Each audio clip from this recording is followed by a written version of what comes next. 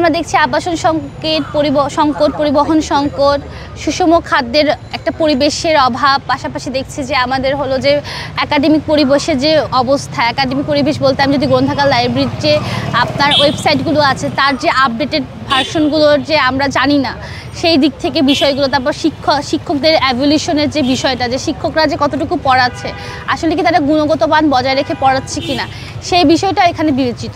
তো এই দিক থেকে দেখতে গেলে তো আমাদের বিশ্ববিদ্যালয়ের সংকটের তো আসলে অনেক অভাব, তো সংকটটা প্রতি মুহূর্তে আসলে রয়েছে। তো এছাড়া হলো যে এই সমাধানে যদি বলি, তো আমরা তো আসলে প্রত্যেকেই বিভিন্ন পদ থেকে আসলে প্রতিদ্বন্দ্বিতা করছি। প্রতিদ্বন্দ্বিতা বলবো না, আমরা বলবো যে আমরা সুযোগ খুঁজছি আগামীতে ডাকসু নির্বাচনের মাধ্যমে মানে জয়ী হয়ে এসে ঢাকা বিশ্ববিদ্যালয়ের জন্য কাজ করো। তো সেই জায়গা থেকে যদি আমি বলি, তো আমাদের প্রত্যেকেরই আসলে প্রত্যেকটা মানে যেমন আমি লড়ছি ক্যারিয়ার ডেভেলপমেন্ট সম্পাদক পদ থেকে, মানে পদের জন্য।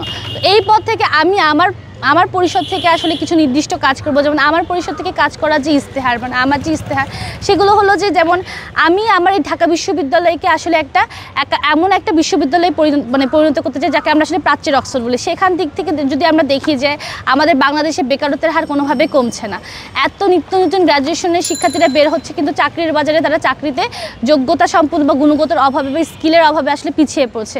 বের হলে দেখা যায় যে চাকরির বাজারে খুঁজতে গেলে দেখা যায় যে অভিজ্ঞতা চাচ্ছে 3 বছর থেকে 5 বছর। এখন তাহলে আমাদের এই গ্র্যাজুয়েশন থেকে পাশ করা শিক্ষার্থীরা কোথায় ঢুকবে? সবাই কি শুধু সরকারি চাকরির জন্যই পড়বে? ওইখান থেকে কি উদ্যোক্তারা বের হবে না? উদ্যোক্তাদের জন্য আমাদের বিশ্ববিদ্যালয় আসলে কি করছে? এই সব কিছুকে মাথায় রেখে আসলে আমার ইস্তেহারটা তৈরি হয়েছে। পাশাপাশি আমাদের বিশ্ববিদ্যালয়ের শিক্ষার্থীরা কি শুধুমাত্র এই চাকরির বাজারে হলো যে খালি মানে সরকারি চাকরি ছাড়াও কি বিকল্প কি চাকরিতে তারা আসলে নিজেদের যোগ্যতা দিয়ে এবং নিজেদের গুণগত স্কিল বাড়িয়ে তারা নিজেদের ডিপার্টমেন্ট থেকেই আসলে মানে ডিপার্টমেন্টের পড়াশোনার সাথে সামঞ্জস্য বজায় রেখে আসলে চাকরিতে মানে এগিয়ে যেতে পারবে বা চাকরির বাজারটা দখল করতে পারবে, এটাও একটা বিবেচনার বিষয়। তো সব কিছুকে মাথায় রেখে আমি আমার অনেক কিছু ইস্তেহার পরিকল্পনা আসলে মানে তৈরি করেছি এবং তুলে ধরেছি।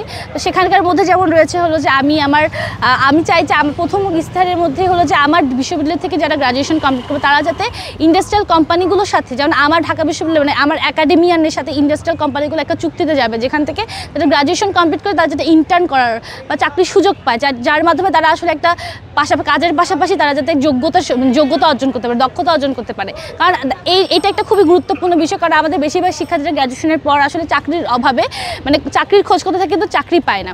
পাশাপাশি একটা আপনার ওয়েবসাইট বা রিসোর্স হাব তৈরি করা, যেখানে প্রত্যেকটা ইন্ডাস্ট্রিয়াল কোম্পানিগুলো যেই ফ্যাকাল্টির আন্ডারে পড়ে সেই ফ্যাকাল্টির আন্ডারে কিছু রিসার্চ হাব তৈরি করা, যার মাধ্যমে এনি কাইন্ড অফ নতুন নতুন চাকরি যাতে আপডেটগুলো যাতে শিক্ষার্থীরা পায়, যাদের প্রত্যেকটা মুহূর্তে সেখান থেকে শিক্ষার্থীরা যখন চাকরির খোঁজ করবে তারা যাতে সেই রিসোর্স হাব থেকে চাকরির বিষয়ে জানতে পারে, চাকরির বিষয়ে তারা মানে সিবি প্রদান করতে পারে। পাশাপাশি কিছু স্কিল যেমন সিবি রাইটিং থেকে শুরু করে বা এসওপি, যদি যারা হায়ার এডুকেশন করতে মানে হায়ার এডুকেশনে যেতে চায়, এই সংক্রান্ত বিষয়গুলো সম্পর্কে যারা হায়ার স্টাডি করতে তাদের জন্য একটা কাউন্সিলিং ফর্ম বা মেন্টর ফর্ম, যেটা হলো যে তাদেরকে শুধুমাত্র হায়ার স্টাডিজ করতে গেলে তাদের কোন ধরনের স্কলারশিপগুলো আছে, কোন ধরনের স্কলারশিপগুলো তারা আসলে কাজে লাগাতে পারবে, তার জন্য আসলে তাকে কী বেসিক মানে রিকোয়ারমেন্টগুলো ফুলফিল করতে হচ্ছে। কেউ ভলেন্টিয়ার অ্যাক্টিভিটিস আছে, কেউ কারিকুলার, কেউ চাচ্ছে লিডারশিপ বিষয়গুলো। তো এই বিষয়গুলোতে কেন্দ্র করে কেউ আবার চাচ্ছে রিসার্চ ম্যানেজমেন্ট, কেউ চাচ্ছে ডাটা ম্যানেজমেন্টের যাতে ট্রেনিং থাকে। তো এই বিষয়গুলো সম্পর্কে তারা যাতে জানতে পারে আর এই বিষয়গুলোকে কাজে লাগিয়ে যাতে তারা হায়ার স্টাডিজের জন্য তারা যাতে নিজেদেরকে তৈরি করতে পারে। তো এই সকল বিষয় পাশাপাশি ফ্রিল্যান্সিং যারা করতে চায়, যারা দক্ষতা অর্জন করতে চায়, যেমন কোনো একটা শিক্ষার্থী সে চাচ্ছে যে সে তার ঘরের কিছু, এখানকার প্রচুর মেয়ে শিক্ষার্থী অনেক ভালো রান্না করতে পারে, তারা চাচ্ছে যে তারা কিছু একটা রান্না করবে যেটা তারা বিশ্ববিদ্যালয়ে তারা এটাকে সহজে প্রচার করতে পারবে। তো তারা জানে না যে বিজ্ঞাপন কীভাবে দিতে হয়, তাদের সেটার জন্য তাদেরকে আবার আরেকজনের কাছে খোঁজ দিতে হচ্ছে, সে কোথায় যাবে সেটাও কিন্তু সে ঠিকমতো জানে না। তো এই যে মেটা অ্যাডস লার্নিং, তারপর হলো যে এআই প্রশিক্ষণের মধ্যে ডিজিটাল মার্কেটিং দখল করা, পাশাপাশি হলো যে আপনার ডাটা অ্যানালাইসিস বা সিইও কন্টেন্ট তৈরি করা, এই বিষয় সম্পর্কে তাদেরকে আসলে দক্ষ করে তোলা, তাদেরকে বেসিক ট্রেনিং দেয়। এটা হলো যে পুরো বিশ্ববিদ্যালয়ের শিক্ষার্থীদের জন্য যাতে অত্যাবশ্যক করা হয় বা তারা যাতে এসেই শিখতে পারে, তাদেরকে যাতে তার কোথাও যেতে না হয়, এই বিষয়গুলোতে তাদেরকে আসলে দক্ষ করে তোলা। মূলত এই বিষয়গুলোকে কেন্দ্র করে আসলে আমার ইস্তেহারটা তৈরি হয়েছে। আপনি তো বাকসাসের সক্রিয় সদস্য ছিলেন? জি, যুগ্ম আহ্বায়ক পদে ছিলাম। আপনি তো ওইখানে প্যানেল না করে কেন প্রথমত বাকসাস থেকে প্যানেলে অংশগ্রহণ করিনি একটা ভিন্ন কারণে, আর পদত্যাগ করেছি আরেকটি কারণে। তো দুটি ভিন্ন কারণেই আসলে বাকসাসের সাথে আসলে আমার আর পথ চলাটা হলো না। মূলত উমামা আপুর প্যানেলে এসেছি তার মূল ওই কারণ, কারণটা একটু বলেন। হ্যাঁ ওই কারণটা আসলে দেখা গেছে আমার কেরিয়ার ডেভেলপমেন্ট, আমার যদিও ইচ্ছা ছিল সাহিত্য সংস্কৃতি সম্পাদক পদ হওয়ার, কিন্তু ওনারা আমাকে বলেছে তোমার জন্য কেরিয়ার ডেভেলপমেন্ট সম্পাদকটা বেশি সুইটেবল হতে পারে বা তুমি এটা নিয়ে ভাবতে পারো। কিন্তু যখন মূলত মনোনয়নপত্র যেদিন আমি গ্রহণ করেছি বা যেদিন আমরা মনোনয়নপত্র তুললাম, সেদিন আমাকে বলা হলো যে পরিবহন বিষয়ক সম্পাদক পদে তুমি দাঁড়াবে।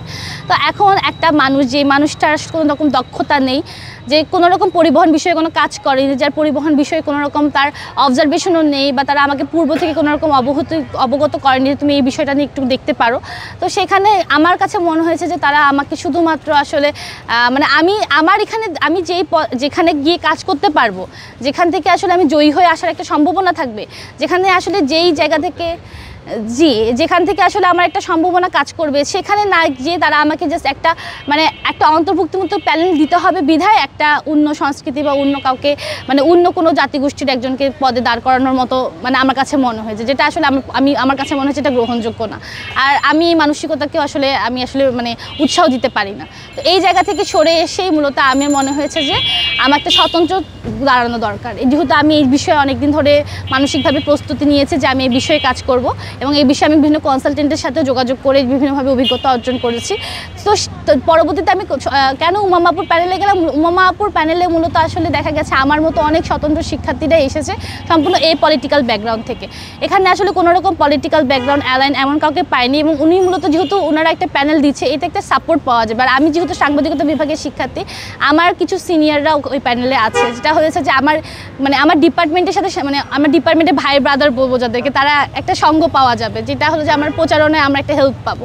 তো এইসব বিবেচনা করে মূলত ওই প্যানেলে যাওয়া। মূলত স্বতন্ত্র শিক্ষার্থী একাই যেহেতু দাঁড়াবো, সেহেতু তো ওই প্যানেল থেকে কাজ করলে হয়তো বা কিছু ব্যাকআপ পাওয়া যাবে, সেটা হলো যে প্রচারণার ক্ষেত্রে একটা সঙ্গ পাওয়া যাবে। এটা ভেবেই আসলে ওই প্যানেলে যাওয়া আর কি। আচ্ছা, ডাকসু নির্বাচন নিয়ে কোনো